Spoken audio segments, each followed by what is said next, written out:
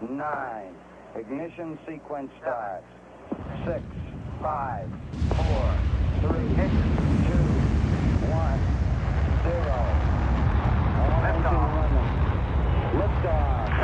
Liftoff. 32 minutes past the hour. Liftoff on Apollo 11. Roger, Tower.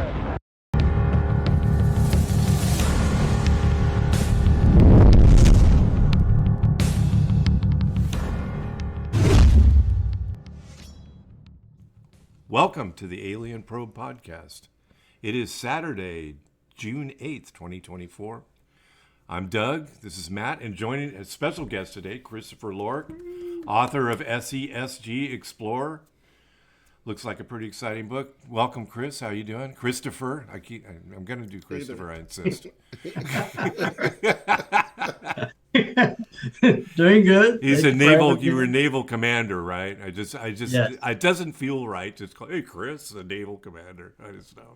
I was in the Army, by the way. That's why I was. Yeah, it doesn't seem respectful. No, I understand. Unless I was an admiral and you were under me. But anyway,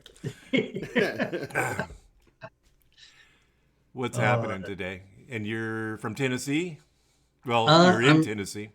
I'm in Tennessee. It's my home of choice. Nice. I'm originally from Oklahoma. Oh, no kidding. Yeah. We were talking about home values. You didn't want to go back home when you settled? Is it expensive in Oklahoma? No, I don't think so. Well, relative to other states, no. Yeah. But it kind of strange. I suffered allergies most of my life, and we bought a ranch, my wife and I, and we were going to retire in eastern Oklahoma till one summer, just tossing hay, it knocked me flat on my back for 2 weeks. Wow. And I was taking all sorts of allergy meds and all this. And I was home on leave, which made my wife happy that here I come home to help on the ranch with he had a cattle. I'm in the bed. That's a great way to spend leave. Yeah. And when I got orders to U.S. Africa Command in Germany, she's asked me, is ranching your passion? And part of me wanted to say yes. And I could tell by that tone that was probably the wrong answer. Yeah. So I said no. Let's sell the ranch. I want to go with you to Germany. And I'm like, that's a good call. Yeah. Yep. And I'm really glad she did put it that way. And we offloaded the ranch and she came to Germany with me, which made 3+ years in Germany actually enjoyable. Right. Yeah. With the wife, I could enjoy things. Yeah, I get hay fever. Not to that extent, thankfully. But I've had it really bad before. I know what you're saying. It's not pleasant. Yeah, so with the dry heat, I mean, I love thunderstorms. I love tornadoes. They're amazing. Best way for me to fall asleep is with a massive thunderstorm. Right. Well, I like thunderstorms. I don't know if I like tornadoes that much. I don't know if I could sleep. And he's talking thunderstorms. California doesn't have it yet. Nothing like that. No, Washington State, people will get excited about a thunderstorm rolling in. I'm like, what? Where? Yeah. What? What's that? Yep. It's a squall. But no, I wouldn't mind going back to Oklahoma, but with the income tax situation and then the environment not being that healthy for me, I'm like, yeah, we're going elsewhere. You should be in You should be in real estate sales. I'm Zillow, Tennessee right now. I tell you, if the wife keeps talking about it, it's like, well, why don't you go ahead and pull the trigger and become an agent? You don't have to do it full time. Yeah. Yeah. He loves looking at properties and all that. Like, Yeah. you would love this. Yep. My son's a realtor. He's only been in it a couple of years, so he's still, working his way up. But California is hard, and their interest, like we talked about earlier, the interest rates aren't helping. Sky high. No. But he's doing. He does, even with that, they do. He does okay. So Yeah. I mean, it can be a good, profitable field, but it is also a hustle. And if you're early in the game, as in early in your life, like with any of these independent games, you're really hustling. Right. Yeah, he's pretty good at that. You got kids, Christopher? No, decided not to have any children after I met the wife and found out what her children were like. This is a worldwide podcast, right? The liklikelihood of her hearing this lately. Oh, she knows. She knows, right though, now. right? She's out. Our kids are dogs, and they're out of control. Yeah. No, I love children, especially when they go to their parents. And they're not here. He's just like Debbie. Right. My wife is like that too. My wife doesn't have any kids. I've got 3 boys, but they're grown. But I think sometimes she says the same thing. Yeah. It's like they spend money like it's going out of style. Mom used to accuse me of spending her money left and right. I don't know.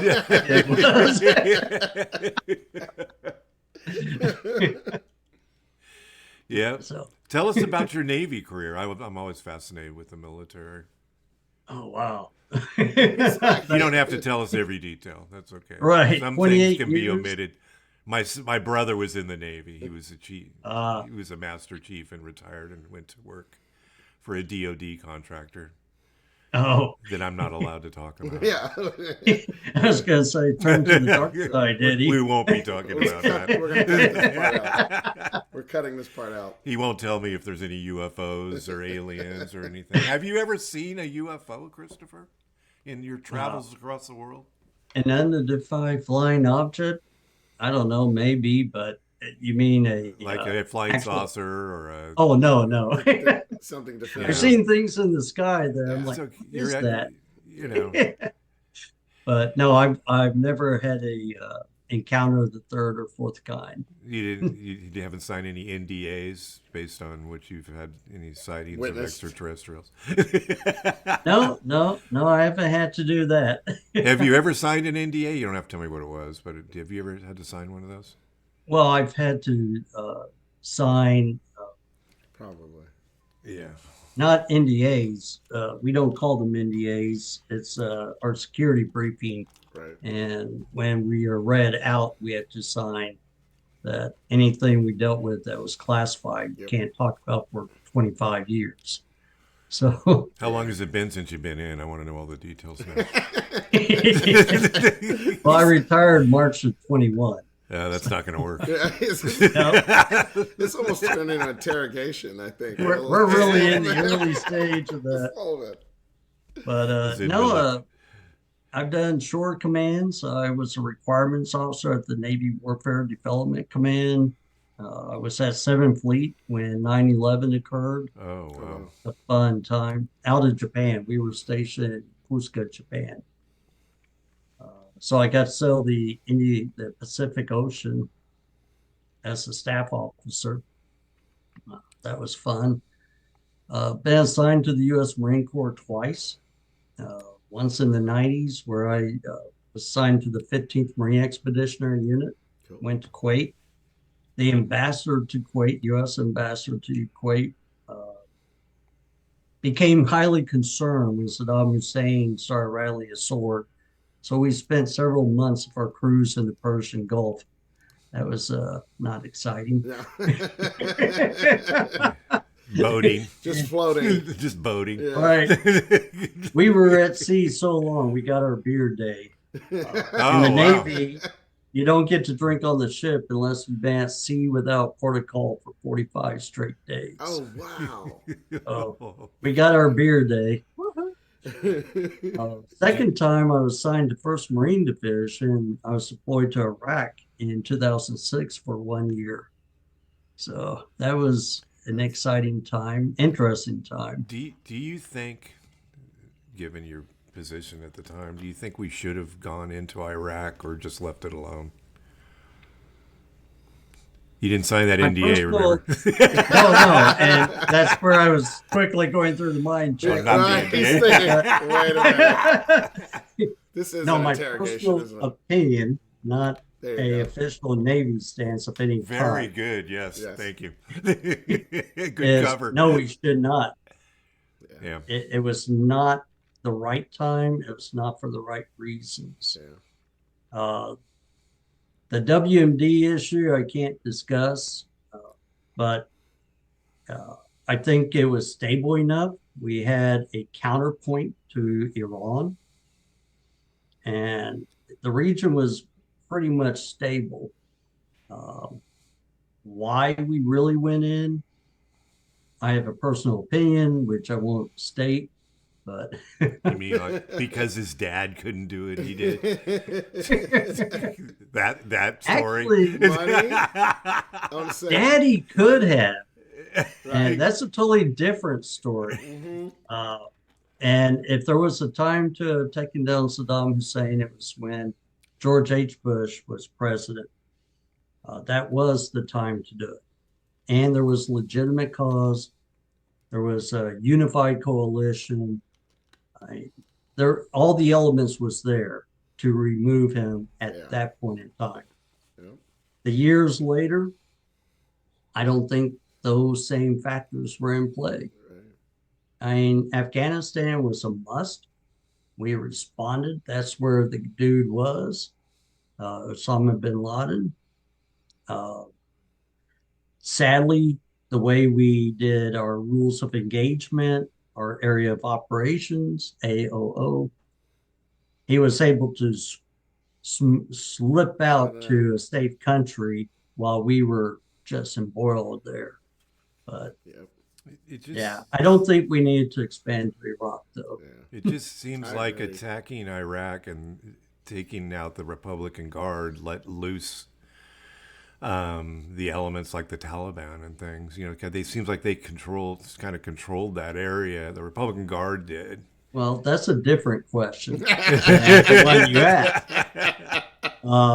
I would have done it differently. All you had to do was take the top 10% of the country's leaders and eliminate them and keep the rest in force. Yeah.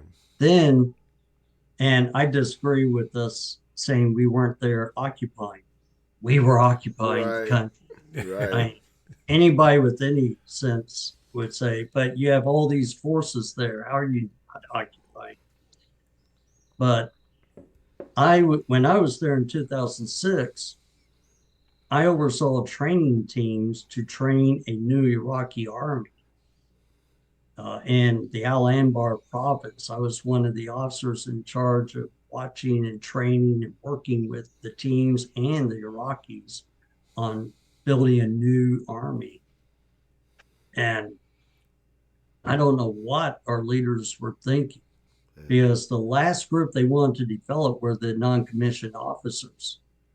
They wanted the top officers and all the grunts, but no NCOs. It's like, dude. Yeah, they're the boots on the ground. Now, we don't involve them. We don't need, and they were at first of taking any of the NCOs from the old Iraqi army and put them back in. And it's like, but they were also British trained. So, so I think the execution of the occupation went way wrong. We could have been in and out a lot sooner if we had just eliminated the top 10%, kept the structure there. I mean, we destroyed their entire infrastructure and we went to rebuild it. And then to be told by the Secretary of Defense, we'll be in and out of Iraq in 3 to 5 years. You know nothing what it takes to build a country, especially if you decimated to that level. Yeah. Do you think our relationship, the government's relationship with the weapons contractors, kind of makes it seem like we extend wars and get involved in wars that we shouldn't be? You know what I'm saying? The graft that is, I should say graft, the assumed graft in the government, like, you know, senator, without hurting anybody. You should have seen the letter I wrote to my senator. It says it all right there. I'd love to see that. I do think we need a major overhaul and restructuring of the military-industrial complex and the U.S. military. Right. I take to heart President Eisenhower's warning about the MIC. Right. And I've seen enough in my career that solidifies that thinking in my mind. Yeah. And I don't think people will tell me I'm wrong. You're discounting inflation. You're discounting this or that. $1 trillion going to the military and the CIA is not necessary to have a combat ready and a combat effective military force. Well, there's no oversight either. Where is that money going? I mean, this is where we're not. We pay attention. We're not involved, but we pay attention to. You know, I should say the senatorial with Burchett and Luna and all that. Are you paying attention to any of that? Those guys. Well, Representative Burchett being in the House. He's your guy. Is he your guy? Yeah, actually, Oh, is. hell yeah. Right. He's my guy, too. He looks at the UAP issue more, and his big focus on that is where's that money going? We're spending all this money, Yeah. but where does it actually go? He's at first I thought he was a bit of a kook looking at UAPs till he really clarified, I don't care about UAPs and whether or not they're real or not. It's about money. I want to know where money is going. And I'm like, okay, now I can get on board with your committee. Yeah. Are they trying to get him out? Is like Mike Turner's after him, it seems like, because he's messing up his game plan, revenue stream. Yeah. Well, that may be, but so far, I don't think he's in danger of losing his seat. Oh, good. I'm happy. But it's in the UFO community. That's always a big thing. Yeah, they're going to get him out of there because he's trying to discover, what's going on. Yeah, I mean, you're okay. One of my boys came. Oh, what kind of dog you got? Or dogs? Akita. Nice. Oh, you got these. They're mean, aren't they? No. They can be. Yeah, we're talking about you now. He was like Debbie. My dog's like, that's her kid. Yeah, her baby. That German Shepherd, Max. But no, to your question, $850 million was lost by the Defense Logistics Agency. Now, in the military, because it doesn't have a B, it has an M, they don't care. Right. Yeah. But even I, in the military, as a taxpayer, because my pay, which comes from taxpayers, is also taxed. Right. Yeah. I care about $1 million and where it goes. And the way they would try and deal with our travel. Oh, we got to save money. We cut your travel. Oh, man. Yeah. And we cut your per diem. Well, wait a minute. You lost $850 million. Right. What do you care about $150 and $1,000 plane ticket? Right. Well, they can't pay those millions unless they cut your 150. Yeah. Exactly. That goes away from their bonus. That's the accounting. That's the bean counter. That's their bonus. Right. And also, it comes to find out there's a different law about military contracts and military construction. Okay, we're throwing money at people, but what are we getting for it? Right. And do we really have a combat ready and, I stress the and, combat effective military force? Right. China is not scared of us. No. Look at what they're doing around Taiwan. Russia's not scared of us. They attacked Ukraine. Yeah. And that war, which in my opinion could have been a quick war, has now been going on how long? With more money being pumped in. Yep. And yeah, I do want an independent Ukraine, not under Russian rule. Right. Yeah. And then we're nickel and diming Israel to death. Yeah. And that's odd. So to get to a military like an SESG Explorer, I think we have to do a major overhaul of the military. Right. And that includes the military industrial complex. Because if you look at our current military structure, it was formed not by the president, because you'll say, but the president's commander in chief, when I make this next line. Temporary. The military really works for Congress. Yeah. Both House of Senators and House of Representatives. And it was the Congress that wrote the law in 1947 that created the modern military. Yeah. And since then, they've only passed what I call Band-Aid solutions in the NDAA that, for instance, created the Space Force. But I think they got that totally wrong, that they went on the cheap and just consolidated satellites and missiles to the Air Force, because Space Force is a subservice underneath the U.S. Air Force, which I don't believe, and I'm trying to mind read people in the White House at the time and the Congress. Yeah. That was the intent of Space Force. Space Force was getting us ready for the next domain of war fighting, real space battles, which the Air Force, in my opinion, cannot do it alone. It has to involve the Navy and Marines. Right. And if we really are going to the moon, you're going to see elements of the Army there as well. Yeah. So I think we totally blew Space Force, because the Space Force in SESG builds a fleet. Right. Yeah. And people have said, well, where did they get the money to build a fleet? Have you not looked at the UAP where money's going there? Right. Yeah. Right. A lot of money it too. is flowing in places you don't have a clue. Who says they can't go and build a fleet? That's true. So hopefully that answered that question. It's a long way around the barn, but we got it. I don't know. Are you I'm going to ask the big question, and we're not a political show at all. Big question. I always surprise Matt with some of the things I come up with. Are you a Trump supporter? It's okay to go on international podcasts and answer that. No. When you consider the two choices right now, yeah, Trump over the other guy. Good answer. If you gave me somebody else, and I don't know if RFK Jr. is really the guy. I was just going to say that. I'm kind of looking at him, but I don't think he's going to be. I don't think he's going to be able to make it. You know what I mean? It's just going to detract from everything else. Well, the royal family of the Kennedys have come out against him. Yeah. Right. And the royal family of Kennedys, as I call them nowadays, are lockstep with the DNC, and the DNC has locked them out. Right. Yeah.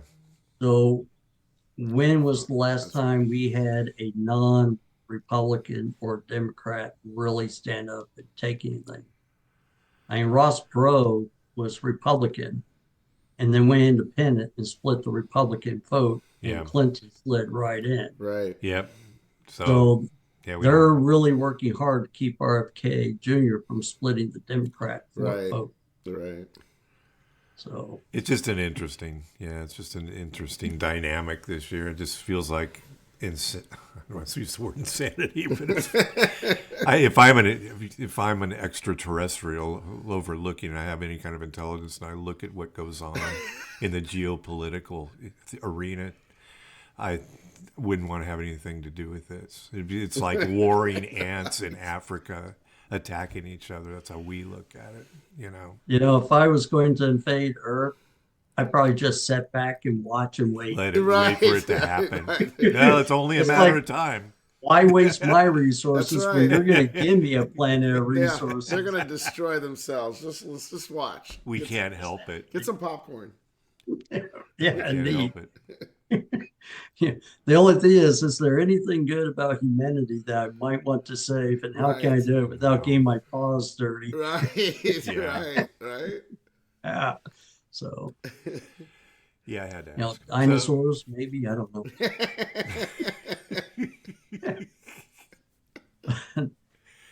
Yeah. Sadly, though, the premise in SESG Explorer is the aliens are out to conquer. Right. Yeah. So, Well, tell us about the book. I don't want to give up everything because we want people to read it. So tell us how you came about the concept. that's a long way around the barn. No, I started reading sci-fi as a kid and found 1950s and 1960 novels, which were not super high-tech stuff. It was people in different environments, you know, be it in outer space on ships or an alien world, and they have to survive. There's things that occur, obviously, and there's trauma, obviously, in that. So I got interested in writing a long, long time ago in college. I actually wrote an outline to a bunch of research. I started writing a novel, but then studies took over. I needed to make the grade. So that story Hate it when was that shelved. happens. Yeah. And then career took over. And in 2006, while I was deployed in Iraq, on my downtime, I just started writing, and SESG Explorer came out. The imagination.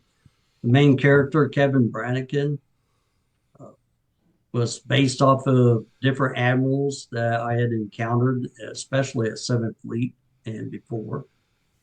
So, and since I was with the Marines on a MU, Marine Expeditionary Unit on board Navy ships, it was really Navy Marine Corps centric, being an expeditionary strike group. That was a capability developed in early 2000, going out into deep space. But why would we go into deep space?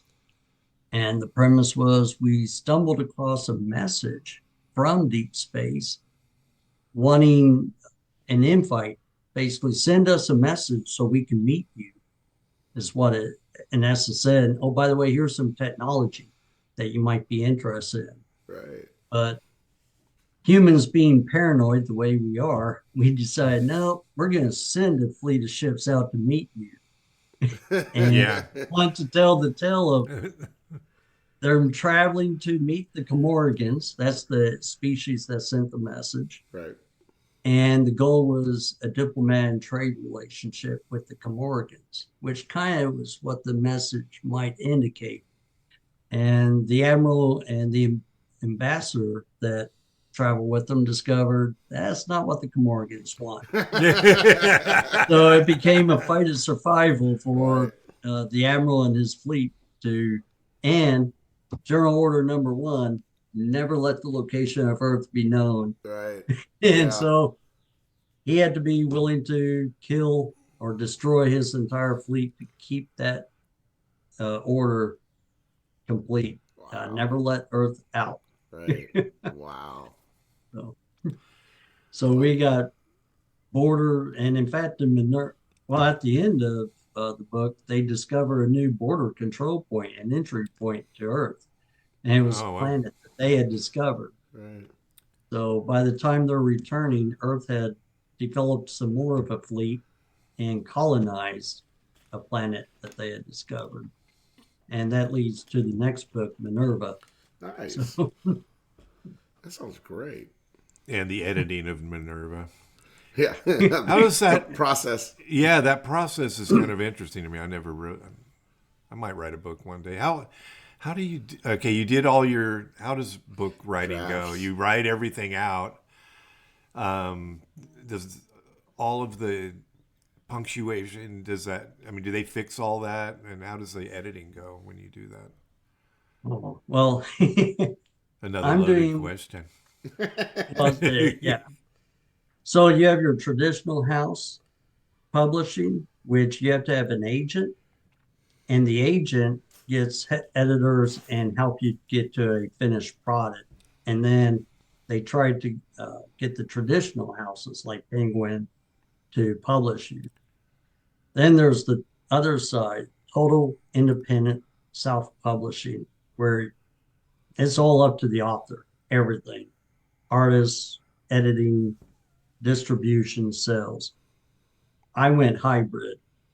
So a lot of the distribution, sales, printing, all that goes on the publisher. So I write the story. I do 1 or 2 rounds of editing myself. Right. Wow. And then the publisher who agrees to take on the work, this particular publishing house will do 9 rounds of edits. Wow. That will include the storyline, making sure it's sequenced properly. That includes proofreading, punctuation stuff, and then the copy pages. How will it really look like when it comes out printed? And I sent them a concept, 3 concepts of the book cover that I would like explored. So when that comes back, I have options to say, yeah, that looks good, or that one doesn't. And I want to work with the publisher. And so I have an idea of what I want to do with that, but I need their concurrence, because if it works out, I might put it on my website, ChristopherLoric.com, Right. to get feedback from other people, which cover design they might like. But I don't know if I'm actually allowed to do that with the publisher. I need to talk to them first. Right. Because one cover designs a massive space battle. One is a Earth ship. The USS Diplomatic is coming to the aid of another species against the Comorgans. And then one is just an asteroid scene of a ship going into a base. So, which one will be, most appealing, or eye-catching. yeah, Yeah. because, well, and I'm sure the cover here, Right. SESG, Very nice. shows the space battle I like over that. Comorga. That's Yeah. cool. And that's actually the opening paragraph of the book is what's on the cover. Right. So, You retain rights to? You said you came up with all these 3. You retain the rights to those, or these shows? Yes. Yeah. yeah, all the copyright stays with the author. Nice. Good. If I went with traditional house, Right. all the copyright goes to the traditional house. Right. So anything dealing with the books, if things fall out of the sky just right and perfect, lightning strikes correctly. Right. Let's say somebody wants to do a movie short or a movie, the publisher has to send them to me, and I'm the one that works with them on that. Right. So That's I decide whether they can do it and how I do the negotiating, what then controls would I have on that production and royalties. Yeah. Yep. Yeah. It is about storytelling, but I kind of like to pay bills. Exactly. Exactly. I do like to eat. It's time is money, right? Yeah. Right. And we found you through a PR firm. How does that work? How do they come into play? Well, what's really interesting is I'm a Navy guy turned novelist with no knowledge of the writing world. Right. And I learned a little bit because I did some research about how you get published. And that's where I discovered different publishing houses and what they offer. Whereas some publishing houses, I had to do everything, then give them the work, and they would try and distribute it. Right. And they did the printing. I'm like, well, I might as well be totally independent. Yeah. Others offered some services. Dorrance Publishing had a package, but they just did a package. And every now and then I'll get emails of different shows that the work can be not demonstrated. made available.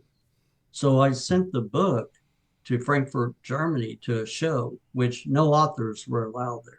It was just people's bodies of work, like on the shelf or whatever. Right. And Mr. Brian Feinblum picked up my book and said, "This looks interesting." And I glanced through it and all that and contacted me, and we started doing some publicizing of it. So Nice. part of it is I could have went out looking for a publicist, but I didn't know that side of the marketing or marketing side of the publishing world. So Right. you have editors, you have publishing houses with editors, and you have a slew of marketers out there as well. Yeah. And it's like, how do I fit into this? And while I've learned a lot, I still have to do book events. Like on July 12 through 14, I'll be at the Knoxville Convention Center at the Fanboy Comic Con. Nice. With the stand to sell the book. And hopefully by then I have some good timelines on Minerva so I can start advertising that. Cool. The 27th of this month, I'll be at the Jellicoe Library here in town. It's a small town, but still, Jellicoe Library to do a book signing event there. Cool. Yeah. Very nice. So, yeah. Go on out there, people. Yeah, please. And I actually enjoy speaking with the people that come out to do this. Get some interesting insights and thoughts about, what people see or think about the genre or even about UAPs. Yeah. Are you a believer? I mean, you haven't seen anything. Are you I'm assuming you're a believer that something's out there. The Tic Tac. I'm so sick of hearing about the Tic Tac. Really? And the Fravor and and then they say, it's a flying Volkswagen or whatever it was. Personally, I would like there to be something out there. That's what we think. I think everybody would like there. Whether or not I buy into all the evidence, I'm skeptic. Right. I'm skeptical. And while people have real experiences, I can't invalidate that. I have no data. I can't say yes or no. So I don't discount them because it's possibly very real. Right. I don't know if you heard about a man named Frank Drake, how in 1961, the question is, are we alone or something out there? Drake equation. He created the Drake equation. And there's certain assumptions under that equation. And in June of 2020, I'm looking at my notes, Professor Consolis at the University of Nottingham, they used his equation and came up with an estimation of something like 33 or so civilizations, possible civilizations. Yeah. But one of the issues that they kept saying and talking about is the vast distances. Yeah. How could they cross the distances? And as a Christian, I do subscribe to angels and demons. Well, they're an interdimensional being. Right. So are we talking interdimensional beings, or are we talking about a civilization that has discovered how to travel interdimensionally? Right. So I leave the door open. I won't say no, there isn't. Right. But there very well could be. In your book, what's the propulsion method that your craft use without divulging any secrets? Well, it's fusion power. It's nuclear power, but it's a hyperspace drive. And hyperspace is still pure theoretical. And I don't even think the astrophysicists have hyperspace worked out. Right. I think there's a lot of different theories coming out of that realm. And I think they're starting to question even our basic theory of relativity. As theory of relativity, from my understanding, doesn't allow you to cross this light speed barrier. you get very close to it and time changes on you. Right. That's where quantum physics may be the answer, but it may even blow that out to do real hyperspace. Me being a operations planning guy, not an engineer, Yeah. that's it. That's my limit. So Yeah. that it's the Management. hyperspace drive. There you go. You guys do that. I'm just I'm just a, the 10,000-foot guy. I'm the worker bee. Yeah, my last 15 years, I was definitely, you could say, management. I oversaw a lot of operations. Right. Though my NATO command, I was going to run an operation if we got the resources. But President Trump shifted the money to a carrier exercise fights, the experiment we were running, Right. which is okay. But yeah, no, obviously it's nuclear. They're dealing with reactors, but then they come across crystal technology that has stored energy. And Dr. Jack Vance, another main character in the book, his team of scientists figure out, hey, we can tap into this and how. Right.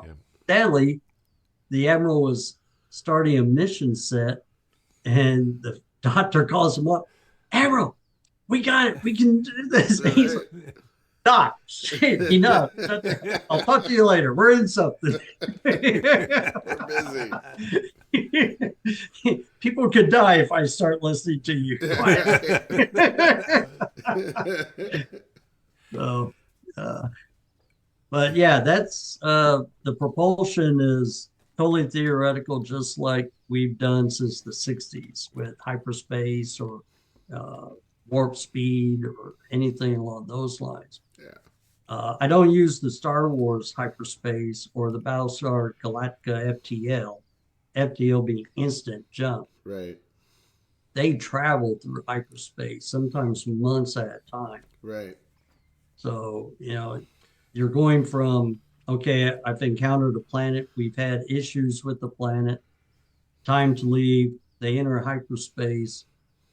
And I describe only a little bit about what that's like being, when you're on the ship at sea, traveling from port to port, you get into a routine. Right. Wake up, you eat, you work, you eat, you go to bed, you shower in there, you do some physical activity, maybe in there. Right. Space is limited on a ship, but there's a routine. Yeah. And that's what they're doing in hyperspace. And then they come out, and sometimes there's nothing there. Yeah. Sometimes they encounter a space station and have to figure out what this is, and can we communicate with them, and what can we get from them. Right. Do they do suspended animation since they're months out, or do they just? No. I didn't go the route of suspended animation. I kept them, the science stations. Gravity. They're busy checking out the gravity well, what Right. that really looks like. Right. They have a communication issue. They can, among the 7 ships, they can communicate, but not very well when they're in hyperspace. And then they actually encounter a problem in hyperspace after they leave Comorga. They run into a major problem. And they're like, oh, how are we going to solve this? Right. Well, we're on the fly. So they start going through different scenarios, and they come up with a plan on how to solve their problem. Nice. And they execute that plan. So That's awesome. Very nice. Can they travel from ship to ship? Do they have like pods or anything, or they just communicate via radio or whatever? When they're in hyperspace, they can only somewhat talk to each other. Right. But when they're in normal space, they have fighter craft, recon craft, transports, drop ships. Yeah. Very cool. All the fun stuff. I created the 51st Marine Expeditionary Unit. Oh, nice. Nice. Space And version. they have tanks they can drop from their landing craft. And I call it landing craft. The USS Chesty is the Marine Corps' base or starship that they work off of. and they can drop tanks onto a planet. And Wow. That's kind of cool. That would be cool. yeah, and there's a whole formation when they encounter some pirates on a planet, and their recon team comes under fire. They have to maneuver the ships in a way that the chesty can angle in to drop the Marines onto the Right. planet. Nice. I totally see this as a video game. Yeah. So, You could do that. What? right, Sure. right. Whatever it takes. Yeah. Right. And He's even gonna though use- it's Space Expeditionary Strike Group, it has a carrier strike group element to it as well. Right. Because they're out in deep space, so it is all Marine centric. Right. That's kind of cool. Yeah. So How long were you in the Navy, Christopher? Did you do 20? 28 years. Wow. Yeah. By law, I could only do 30, but I would have had to be promoted to captain to reach 30. Right. And to go beyond that, you have to then be an admiral or a general. Right. So, yeah. How long did it take to write the book? Well, it took me the full year in Iraq, but then it got shelved because when I came back, there was a tremendous amount of work that had to be done at 1st Marine Division. Right. We had, besides deploying forces constantly to Iraq and Afghanistan, and we actually, 1st Marine Division went back into Afghanistan my last year with them. That was a lot of work. So that, and then where did I go? Oh, I went to South Korea, to U.S. Forces Korea after that. Real quick, what were we trying? What were? Was that this question? What were we trying to accomplish in Afghanistan? Yeah, I'm a little curious. Just went political. I mean, it didn't work for the Russians, and Well, whatever and it was they were thankfully, trying we to took do. I think we took a different tack from the Russians. They really wanted to control the country. And mind you, the reason why you want Afghanistan, if you're Russia, right next door is Iran Right. and all the oil fields of Iran. Money. So that was for the U.S. in the 50s, 60s, that was a major area of concern for us. And Russia wanted it in order to get to Iran. And the British Empire saw that, and Russia saw it. That's why, in a lot of ways, Afghanistan was created as a no man's land during the British Empire and the Russian Empire to keep something between them. Yeah. I've heard that before. Obviously, we were after the Taliban and Al Qaeda and Osama bin Laden. But after that, we really did not want a chaotic situation or an extremist government to create more terrorists. Right. So with about 2,500 people, we were able to help that country allow freedoms to come to especially women and children, Right. education, all of that. I mean, for a small group of people, we were able to help really a large, very diverse population, Right. and become Western again. Yeah. Because before the Russians steamrolled in there, they were a very Western-oriented country Right. with different civil liberties for their population. Then the Russians rolled in, then the Taliban took over. Yep. And you went to a far extremist on a religion note, a very fanatical religious note. So I think our objectives constantly change, Right. as they will change over time when you are in a war, then to sustainment, to nation building. And yeah, so depending on which part of the war you're talking about, or I don't even like to think we were actually at war in later years. There was Right. still combat actions, but we weren't really there in war. We were really more of a support group to a legitimate government, probably. Is it corrupt government? Probably. Probably. But Girls could go to school and beyond the age of 5 and get an education. Yeah, that's good. Women good. were in the government, Yeah. and now look at them. Yeah. They're right back to the way they were before Yeah. pulling in there. Yeah. So sad days. Yeah. We didn't get the hearts and minds we needed. Yeah. Yeah.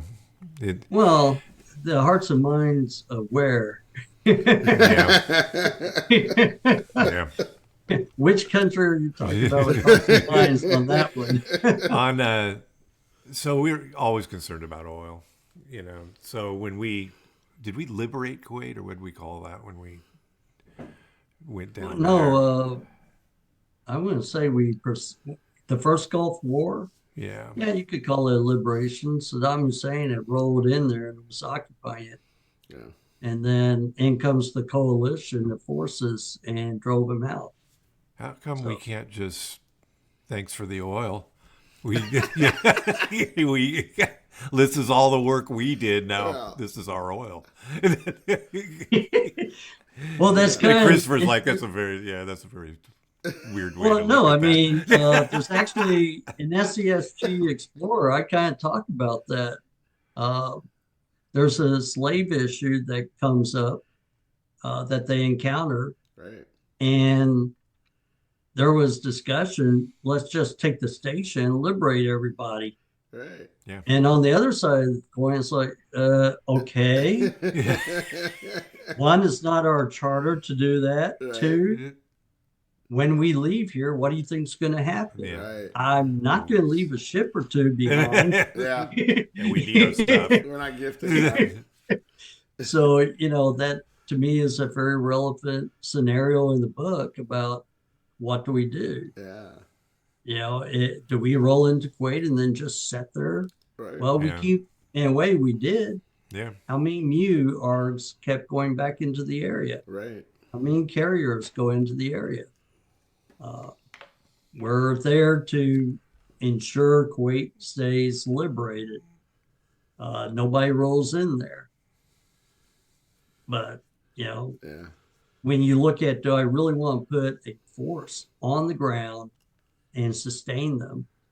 Those are questions that I actually kind of talk about in SESG Explorer. That's nice.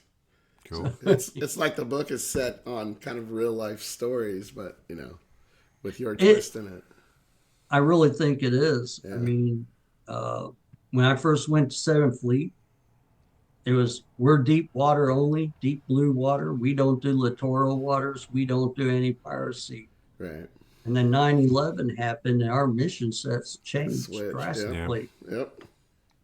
We started doing what we call brown water activity or littoral engagements, where we went after pirates.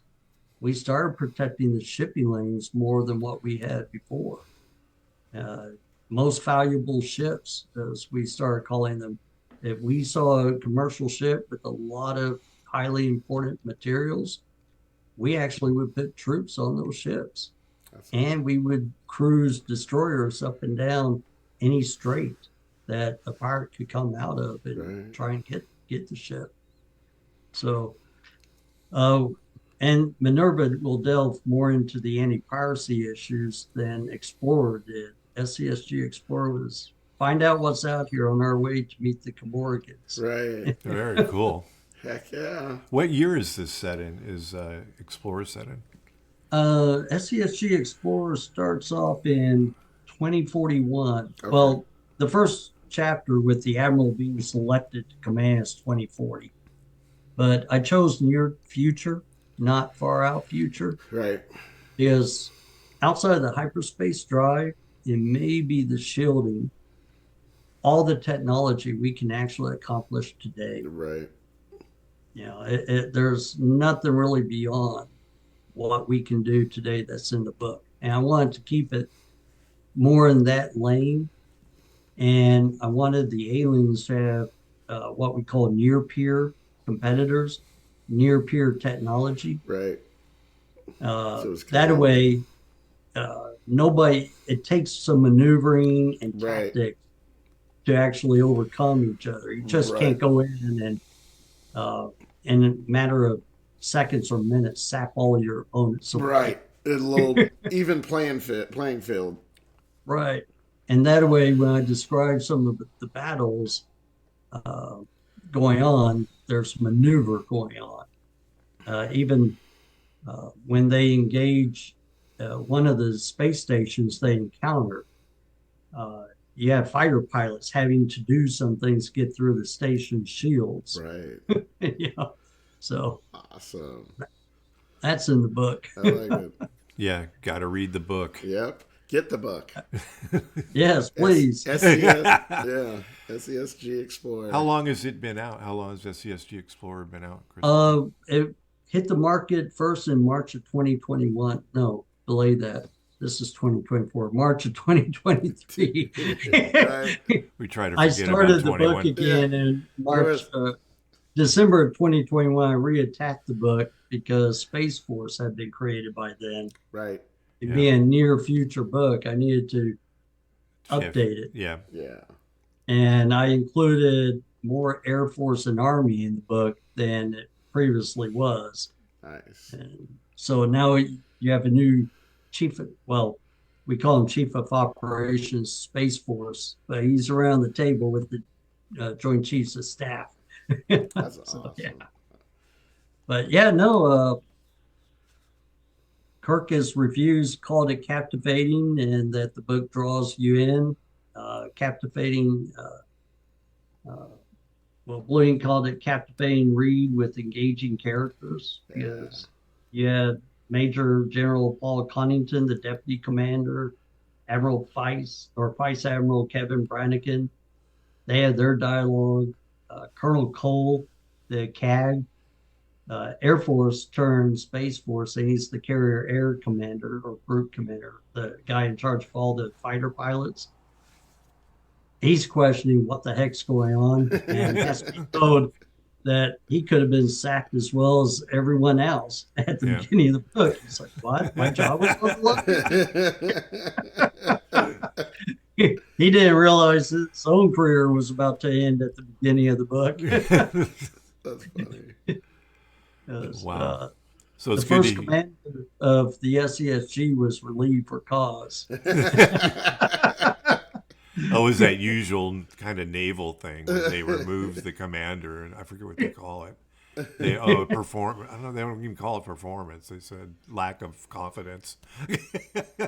That's the general term for the public, and for the rest of the service, those involved actually know why they were relieved. Right. Cause. It's like the guy that was in command of the submarine who it ran aground.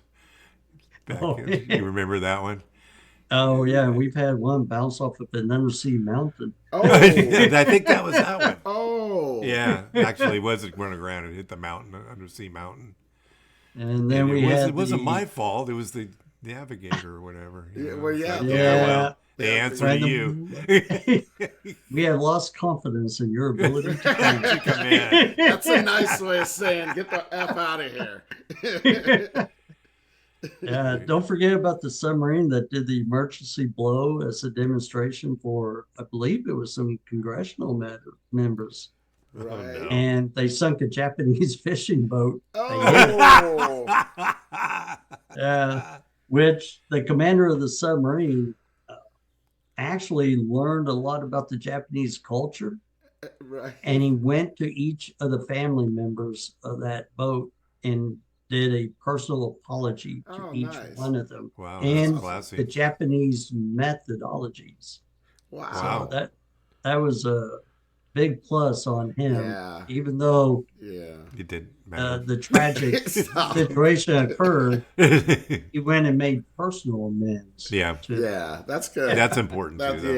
That's really good. So, but a lot of the book is drawn off of my military experience and people amazing. I've interacted with.